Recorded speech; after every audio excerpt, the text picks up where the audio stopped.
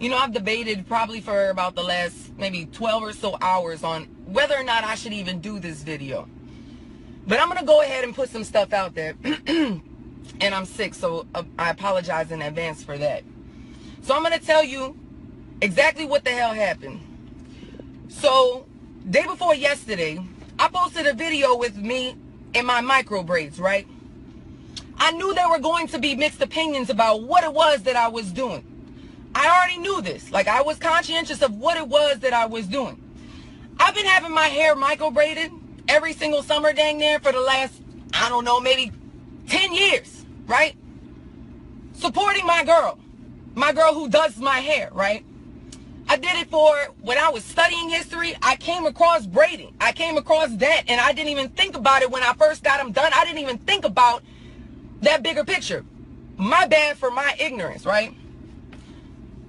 But studying it, it goes beyond African thing. It goes beyond all of that. There were many reasons. Asians did it. Europeans did it. Africans, of course, did it. The Egyptians, Native Americans, buku people used to braid their hair for a multitude of reasons. A multitude of reasons. All of a sudden, these females started commenting. Vastly majority females started commenting about cultural appropriation. Saying, well, black women get judged for wearing their hair like that. You think that I don't get judged for wearing my hair like this?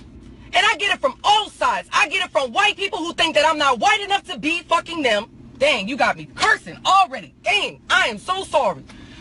You got white people judging me for wearing my hair like this. You think that I haven't had my job threatened for wearing my hair like this? You think that I haven't been judged? Look at how you're commenting. Look at how you are right now. Look at how you're behaving. Jane Elliott did a seminar. Jane Elliott sat in a room full of near 85% white people, and she asked the question. She said, if you would accept being treated like black people today, I want you to stand up. Nobody stood up. She said, maybe you didn't understand the question. If you would accept being treated like black people today, I want you to stand up. Again, nobody stood up. She said, if you do not want to be treated like black people, why is it acceptable? The fact that you didn't stand up tells me that you know that black people get treated wrong. And the fact of the matter is, you know that black people get treated wrong, which is why you didn't stand up. So the fact that you recognize that black people are treated differently and it's not good enough for you, then that means it shouldn't be good enough for anybody else. So I stood up. I said, you know what? I'm going to get my hair braided. Cultural appropriation, whatever the case may be, you call it whatever it is. I didn't do my hair like this to be disrespectful against anybody or to be to exercise my white privilege, because the fact of the matter is I get judged like everybody else based upon how I look, how I wear my hair, the fact that I dance, how I talk, how I dress. I get judged just like everybody else. Is it to the same degree as black women? No. But everybody in this world gets judged. And if I'm going to lose my job for anything in this world, I'd rather it be because I stood behind and I had the courage to stand behind my convictions. So then last night, I get tagged in this post by this female that I ain't never heard from. I ain't never heard nothing about this woman prior to last night. Somebody brought this post to my attention, right? I get on, and it's buku. And when I say buku, it is buku people on this post. Mainly black women trying to drag me for all kinds of stuff. This woman went ahead and did a whole 10-minute video. I'm not even going to say her name. I'm going to treat that girl like Voldemort. It is she who must not be named. I'm not even going to give that girl that kind of platform, because what you wanted is this right here. But like I'm going to tell you right here, do not come for me if I did not call for you, because I'm going to point out some of the things that you said in your video, and we're going to address this head on. So some of the things that she said in the video, she said, these black men that support me are coons. She said, I don't trust a black man or a black person that lays up with a white person, period. That's what the hell she said. She said stuff. She called me a white. She called me Lord Jesus. She called, I can't even say all the words because I do my best not to curse. Honest to God. It's not that I can't. It's not that I can't be at that level. But I choose not to because I consider the platform that I'm on. I understand that my platform comes with responsibility. And I've never, anybody who follows me right now knows that I've had justifiable cause to sit here and react to people in a certain type of way. And that nobody can ever tell me that I am disrespectful to anybody, even people that come after me and call me the things that this woman has called me.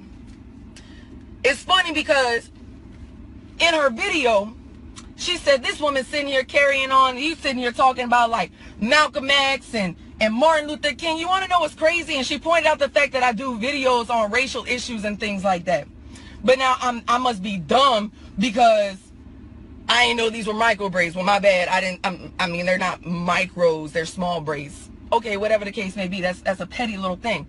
But you sitting here talking about Malcolm X, right? It's funny that you mentioned Malcolm X because the fact of the matter is, when they asked Malcolm X during the civil rights movement, what is the role of white people? His response was, it is the role of white people not to educate black people about the struggle. It is the role of white people to educate their white brothers and sisters about the black struggle. I don't do my videos to sit here and try to tell black people about their struggle because I can't sit here and speak intelligently on the black struggle. Period. I do what the hell I do for a multitude of reasons because this is what my conscience dictates to be the right thing. You said things that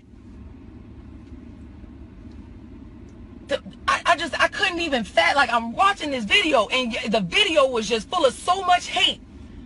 But you want to sit here and you want both things. You want the injustices to stop. You want equality. You want things to be good. But then at the same point, you want white people to be quiet about it. You want white people to not say nothing about it. I got news for you. I'm not going to sit back quietly because you said things to the level of what do I do for me? This is all about me. What I do on social media is about me. Please tell me, somebody, show me where I receive a damn penny from Facebook or YouTube for what the hell I do. Anybody? No. Please tell me what I get from this.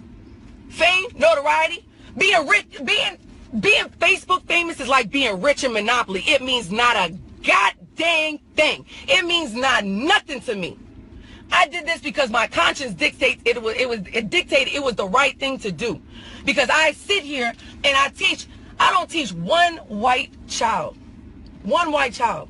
Out of all the students on my roster, I don't see one white child in my classroom. And it kills me that I am trying to teach these little boys and girls that they can be anything that they want to be.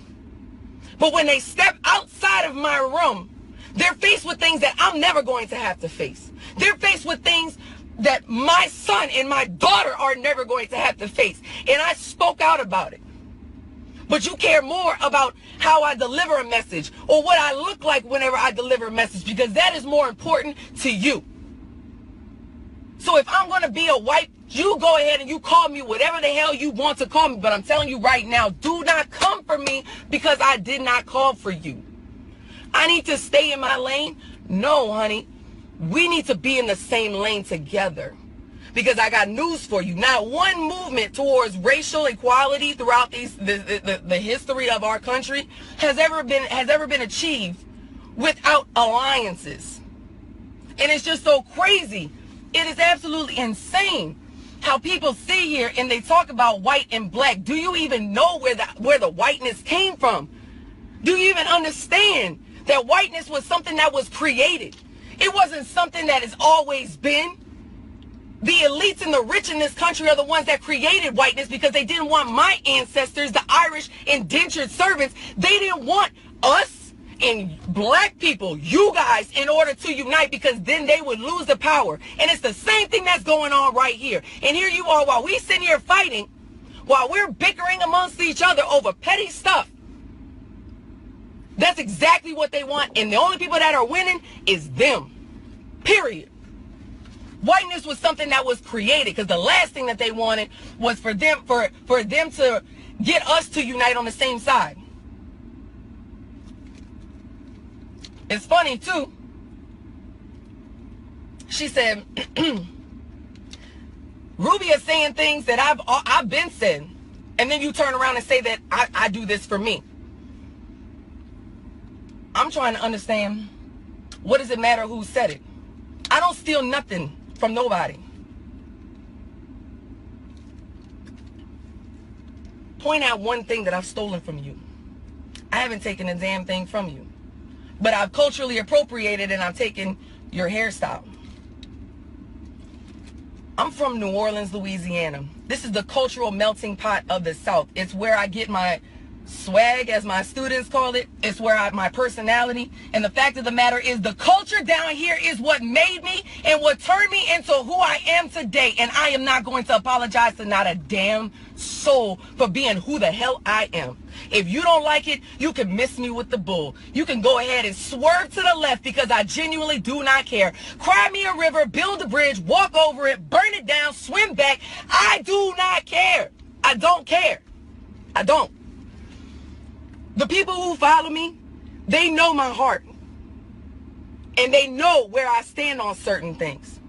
They know that I see the struggle that my students are going through, and it kills me. What have I done for people? That's what somebody in the comments asked me questions. And I read it.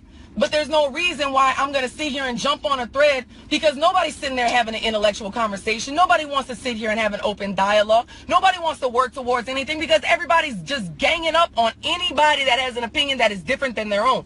It's one of the things that actually kills me about my page, because some of you guys jump to my defense thinking that you're doing me a favor because somebody said something negative about me, and then you attack them for it as if that's what I stand for, as if that's what I represent. I don't need blind followers. I don't mind people sitting here and disagreeing with whatever it is that I have to say, as long as we show a modicum of respect to everybody. But nothing in that post, nothing in that thread was productive. Everything that was being said in that thread was white. She likes the BBD. She wants the black. She wants this.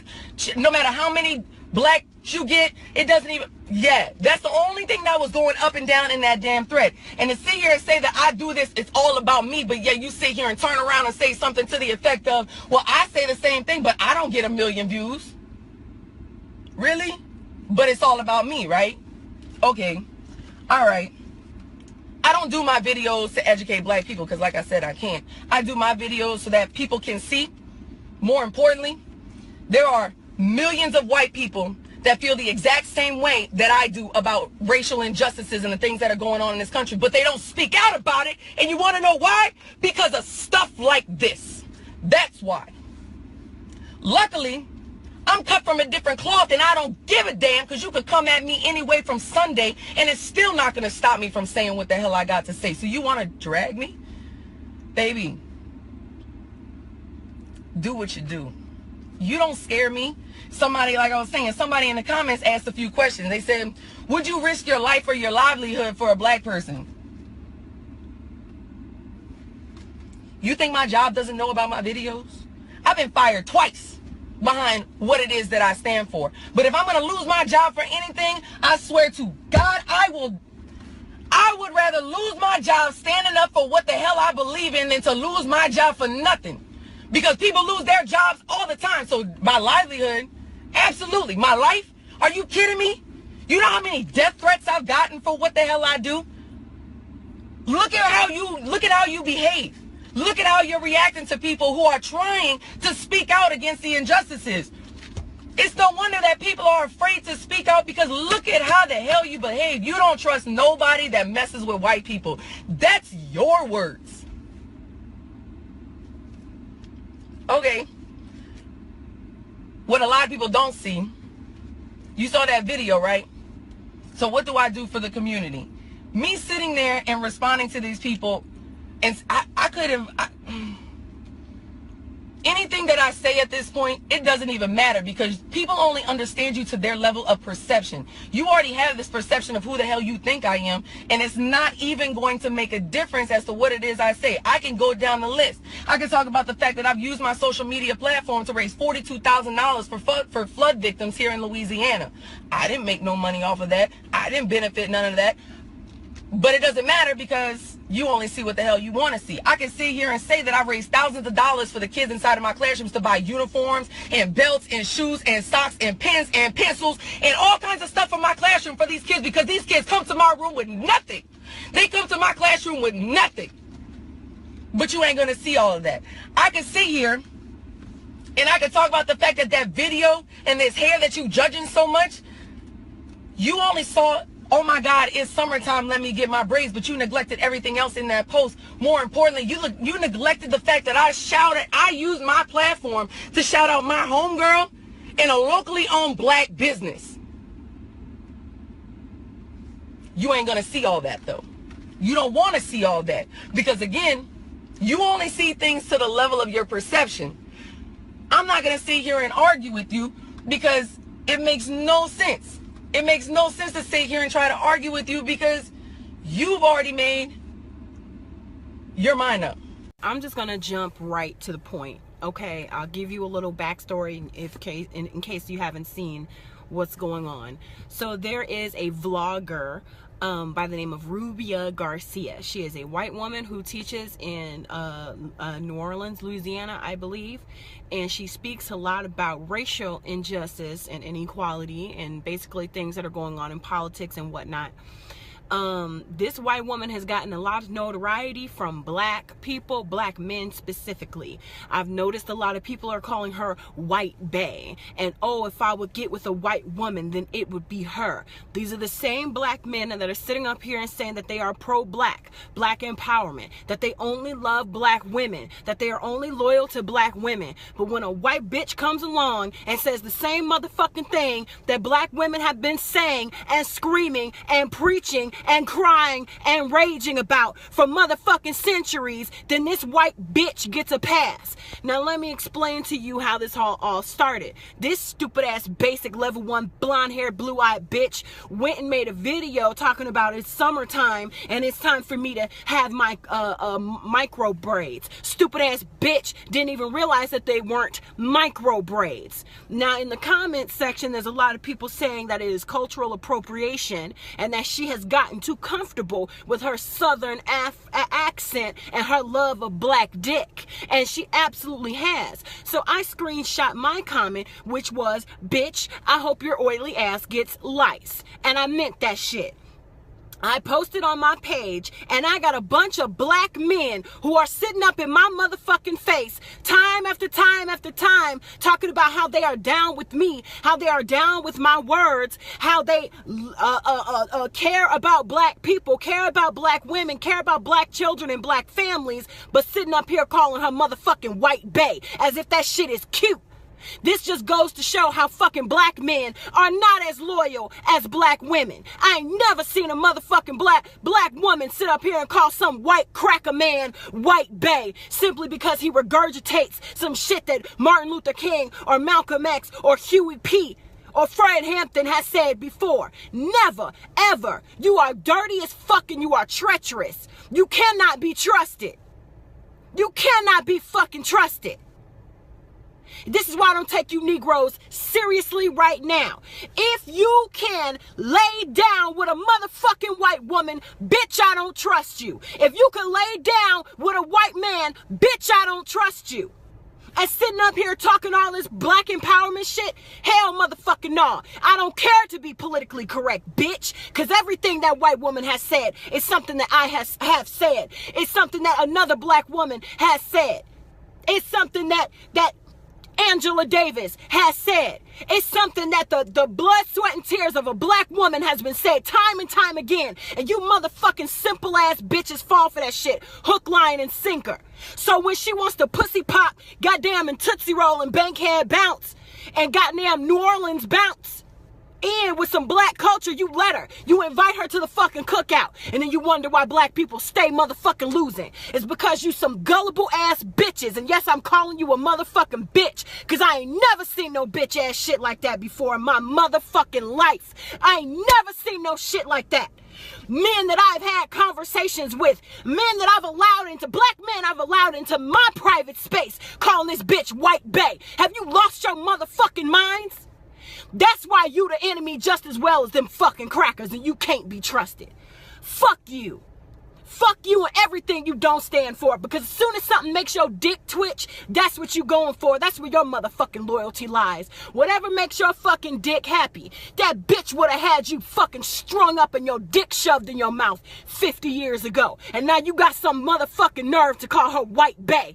Sitting up here getting 1 million views off some shit that a black woman has said and cried, especially a dark-skinned black woman. And they don't give one flying fuck if a dark-skinned black woman says it, it's ignored.